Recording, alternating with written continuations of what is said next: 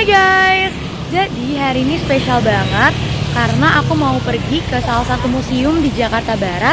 Tapi spesialnya aku bakal full naik transportasi umum. Nah teman-teman, pertama aku naik Jaklingko 86 dengan rute Terminal Rawamangun, Manggarai.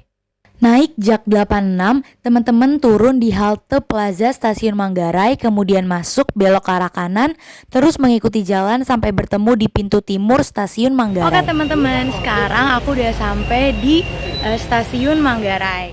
Nah, sekarang aku mau masuk ke stasiun dan tap kartu dulu. Setelah tap kartu, teman-teman langsung naik eskalator menuju lantai 2 dan tujuan Jakarta Kota berada di peron 910. Sekarang aku mau naik kereta untuk tujuan Jakarta Kota.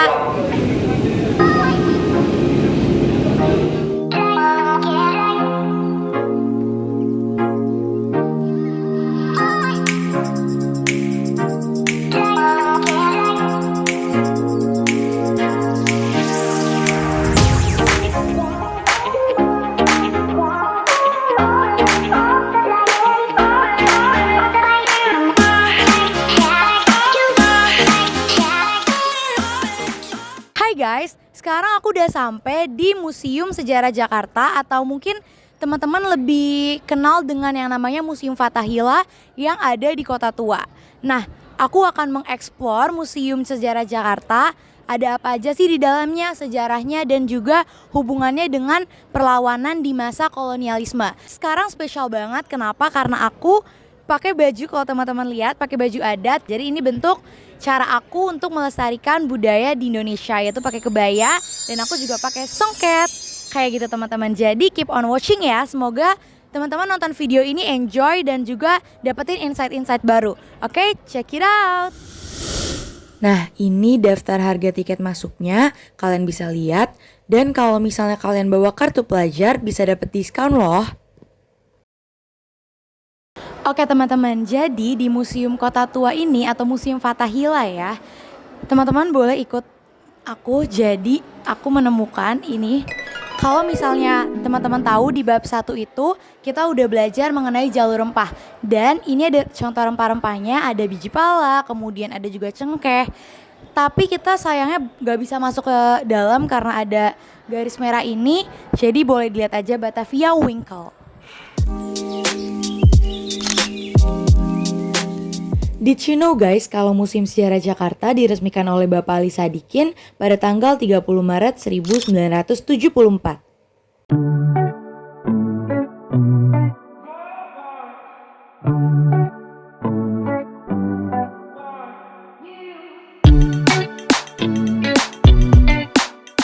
Nah, sekarang aku lagi menghias alat batu di zaman purbakala. Ini setelah kalian hias, kalian bisa dapat gambar yang kalian hias tadi. Tadeng. Oke teman-teman, sekarang aku udah ada di dalam Court Council Room atau ruang Dewan Pengadilan.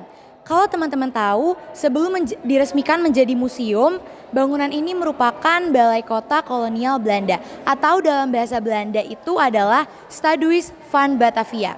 Dan di sini ada tempat untuk mengadili. Saat ada seseorang yang melanggar hukum kemudian ditaruh di penjara bawah tanah, mereka akan menunggu untuk diadili di sini. Salah satu tokoh perlawanan bangsa Indonesia melawan kolonial Belanda adalah Pangeran Diponegoro dan juga Cut Nyak yang diadili di ruang pengadilan yang ada di Batavia ini. Teman-teman, kita sampai di sebuah jendela. Ini tempat dan ada jendela besar, teman-teman bisa lihat. Di sini itu, tapi sayangnya lagi hujan. Kalau lagi cerah pasti bagus banget.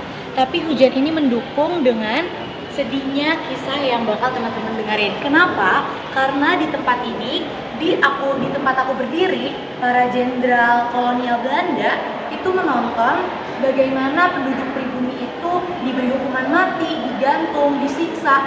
Itu adalah di depan sini teman-teman. Jadi para jenderal kemudian petinggi Belanda akan mempertontonkan kejadian tersebut, kejadian kelam dan sadis tersebut di sini, kemudian mereka akan menontonnya dari jendela yang besar ini. Seperti itu.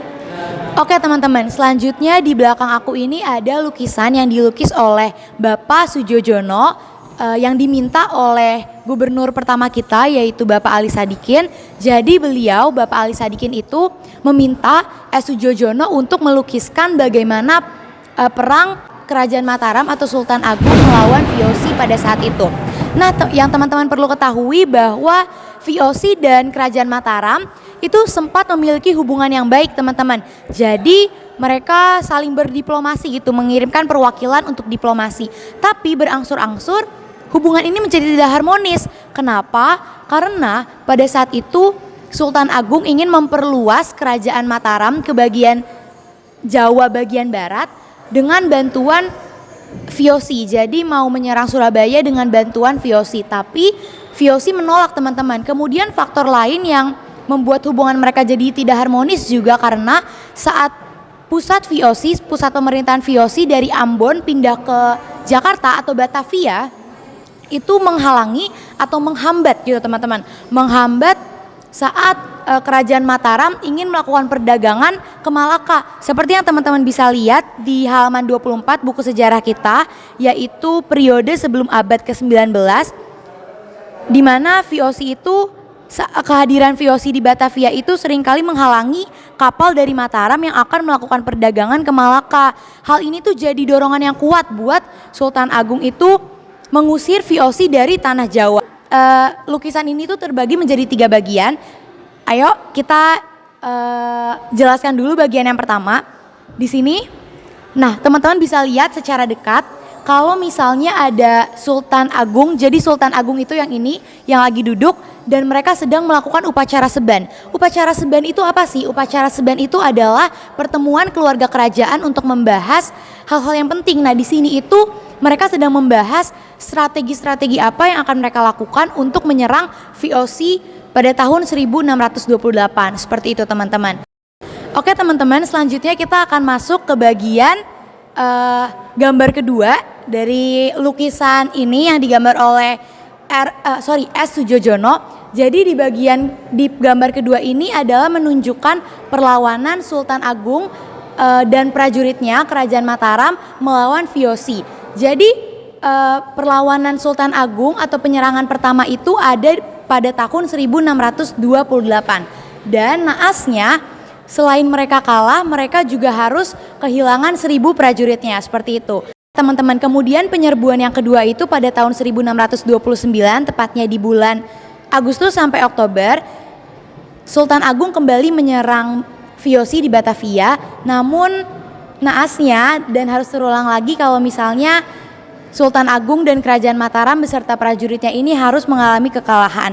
Kenapa? Karena pada saat itu ada wabah kolera dan juga malaria. Namun ada faktor lainnya juga, teman-teman. Ternyata gudang-gudang perbekalan prajurit Mataram itu dibakar habis oleh musuh. Jadi itu 2 faktor yang menyebabkan kekalahan di serangan kedua. Oke, teman-teman, kita masuk ke gambar yang terakhir, gambar yang ketiga, di mana Gubernur Jenderal VOC pada saat itu yaitu Jipikun sedang berbincang dengan Kiai Rangga. Nah, Kiai Rangga ini siapa sih, teman-teman? Ternyata Kiai Rangga adalah utusan dari Kerajaan Mataram untuk menjadi mata-mata. Mata-mata untuk apa? Supaya Kerajaan Mataram tahu sebenarnya kelemahan VOC itu apa sih? Gimana sih supaya kita bisa tahu kelemahannya dan kita bisa menghancurkan, kita bisa menyerang VOC dan VOC bisa kalah gitu. Berhasil sih, teman-teman. Kiai Rangga nggak ketahuan sama VOC, tapi tetap aja, teman-teman, Kerajaan Mataram tidak bisa mengalahkan VOC, seperti itu. Oke, teman-teman, di sini ada perjalanan bukan perjalanan Batavia, tapi perjalanan VOC. Jadi kalau misalnya teman-teman bisa lihat di belakang aku ada penjelasan infografis dengan judul VOC dalam lintas sejarah Indonesia. Pada tahun 1602 VOC itu berdiri, kemudian di tahun 1610 VOC menduduki Batavia, dan pada tahun 1619 akhirnya Batavia ini menjadi kantor pusat VOC yang awalnya sebelumnya itu ada di Ambon. Kemudian seterusnya sampai di tahun 1799 VOC akhirnya dinyatakan bangkrut. Fun fact, teman-teman, VOC itu merupakan perusahaan dagang Belanda yang tentunya kita tahu bahwa sangat punya kekuasaan gitu di negara kita, di Nusantara. Tapi kenapa bisa bangkrut? Kalau misalnya teman-teman tahu, ternyata banyak banget petinggi-petinggi VOC yang korupsi, serakah, mau semakin berkuasa. Akhirnya perusahaan dagang tersebut bangkrut. Kita bisa cukup relate bukan dengan kondisi negara kita sekarang. Mungkin kita belum kerasa, tapi lama-lama jika banyak terus koruptor-koruptor di Indonesia, maka kita juga bisa sama seperti VOC, yaitu bangkrut. Teman-teman bisa lihat lebih jelas, ini bangkrutnya VOC dan kemunduran Batavia. Nah, ini. Oke. Oke teman-teman, spot selanjutnya adalah Banda Neira. Tentunya teman-teman tahu bukan kalau misalnya Banda Neira itu terkenal dengan segala keindahannya. Teman-teman pasti sering dengar kalimat kalau jangan dulu mati kalau belum pernah ke Banda Neira. Lumba-lumbanya, kemudian keindahan alamnya, itu sangat memikat hati kita. Tapi teman-teman, tahu nggak kalau misalnya Banda Neira tuh punya sisi kelamnya juga loh. Nah, Banda Neira merupakan bagian dari Kepulauan Maluku. Nah, Kepulauan Maluku seperti yang kita tahu terkenal dengan biji palanya. Nah, rempah-rempah ini yang diperebutkan oleh Inggris dan Belanda di dalam rentang waktu 1585 sampai 1620. Nah, Myristica fragrans atau yang kita kenal sebagai pala adalah emas di waktu itu, dan pala Banda merupakan yang terbaik sebelum bibitnya kemudian mulai ditanam di Sri Lanka, Grenada, Singapura, dan di kerajaan Inggris yang pada saat itu berkuasa. Nah, emas ini juga merupakan motif dari Jipikun untuk memerintahkan hukuman mati besar-besaran bagi warga Banda sehingga hanya menyisakan sekitar 1.000 orang. Sejumlah dari mereka menjadi buruh paksa atau budak yang diperdagangkan. Perebutan antara Belanda dan Inggris dari tambang emas ini berakhir di kesepakatan Breda di 1667. Di sini teman-teman bisa lihat bahwa kekejaman masa kolonial Belanda yang dirasakan oleh para warga Banda Neira yang pada saat itu nggak punya salah gitu. Kita punya biji pala yang pada saat itu sangat diperebutkan, tapi kita juga yang malah sengsara karena apa yang kita punya itu teman-teman. Bahkan saking sadisnya, aku pun sendiri ngerasain gimana kelamnya foto-foto ini yang backgroundnya itu warna merah. Aku tuh merasa bahwa warna merah ini melambangkan darah-darah yang harus gugur karena masa kolonial Belanda. Nah teman-teman, jadi Perang Jawa ini yang dipimpin oleh Pangeran Diponegoro merupakan perlawanan paling sulit yang pernah dihadapi oleh Belanda. Kenapa? Karena Pangeran Diponegoro itu mendapatkan banyak sekali dukungan dari para kaum ulama dan juga para petinggi di istana, pihak istana, kemudian juga oleh rakyat Yogyakarta. Nah, kenapa sih sampai ada Perang Jawa gitu? Ternyata Perang Jawa ini itu dilatar belakangi oleh tindakan Belanda yang memasang patok-patok jalan yang melewati makam leluhur Pangeran Diponegoro. Jadi Pangeran Diponegoro ini gak terima, akhirnya mereka melakukanlah Perang Jawa tersebut. Faktor lainnya juga karena tindakan sewenang-wenang Belanda kepada penduduk pribumi. Seperti itu teman-teman. Jadi akhirnya setelah Perang Jawa itu Belanda pernah sempet nih karena saking udah gak bisa ngehandle lagi nih si Pangeran Diponegoro dan prajurit-prajuritnya yang sangat luar biasa menyerang, perlawanannya sangat luar biasa. Akhirnya Belanda licik nih teman-teman. Seperti yang kita tahu, Belanda sangat terkenal dengan kelicikannya. Bahkan teman-teman, fun fact sedikit ya, kalau misalnya Belanda tuh pernah bikin taktik benteng Stelsel karena saking takutnya sama perlawanan Diponegoro. Benteng Stelsel itu adalah membuat benteng di sekitar Batavia supaya enggak terkena serangan gitu oleh Pangeran Diponegoro. Tapi tetap aja mereka ketakutan gitu sama perlawanan Diponegoro ini. Akhirnya mereka licik, mereka bilang mau kita diskusi aja deh gitu. Mereka ajak Pangeran Diponegoro, tapi ternyata mereka malah menangkap Pangeran Diponegoro di Magelang. Kemudian akhirnya dipindahkan ke di sini Balai Kota Batavia yang sekarang jadi Museum Sejarah Jakarta gitu teman-teman. Nah selanjutnya ada penjara bawah tanah, dan di bawah sini baunya sangat menyengat dan tidak enak sekali. Oke teman-teman, segitu aja dulu vlog Museum Sejarah Jakarta dari aku mengenai pembahasan museum itu sendiri dan juga perlawanan Nusantara melawan kolonial Belanda dan juga VOC. Dan mohon maaf kalau misalnya ada kesalahan dalam informasi ataupun kata-kata aku.